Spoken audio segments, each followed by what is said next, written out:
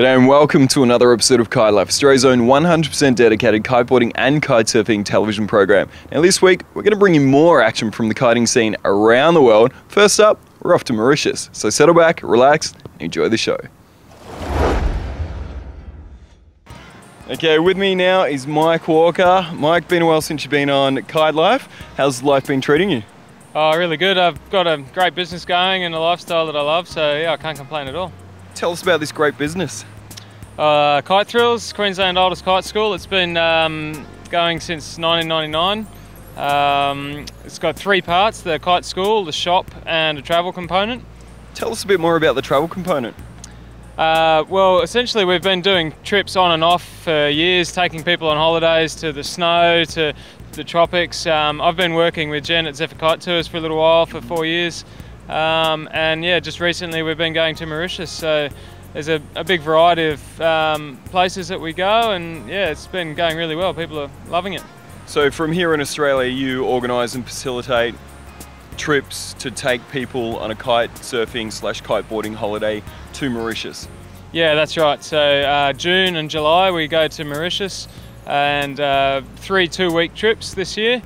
It's basically a share house accommodation, but we've got villas next door so families or couples can get away from the group, and it's a really good trip. Last year it was really popular, everyone wants to come back. Tell us about the destination or the main riding. Is it flat water or waves, or and is it spread out? What's the setup? That's probably the best thing about the spot at Mauritius that we go to. It's one spot fits all, so there's a good flat water, shallow area for beginners. Then there's another shallow area, sort of waist to chest deep water for the more advanced tricks.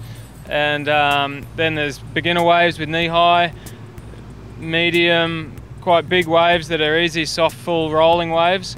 And then the really extreme, faster, steeper, more punchy, big waves. So everything. What kind of wind are we looking at there? Is it 30 knots? Is it 15? What do we got? Yeah, well, it's the Indian Ocean trade winds, and they blow March early. It's a bit early. June really reliable through to October reliably. 15 to 20 knots is the standard. It can go a lot stronger, can go a bit weaker, but that's the medium, perfect for kiting. What about when you're not kiting? Is there stuff for people to do outside of kiting when you get tired of kiting 6 hours a day? Is there a lifestyle there as well? Yeah, Mauritius is quite a big island. It's about 200 kilometres on the length of it and 100 across. There's canyons, there's wildlife parks with African sort of influences in the wildlife there. It's quite diverse. Yeah, there's swimming with dolphins, there's amazing snorkeling, there's really good surf. It's a big variety of things to do. It's a popular place. What's one of the main reasons that you would say to people go for a kiteboarding holiday as opposed to just a normal holiday?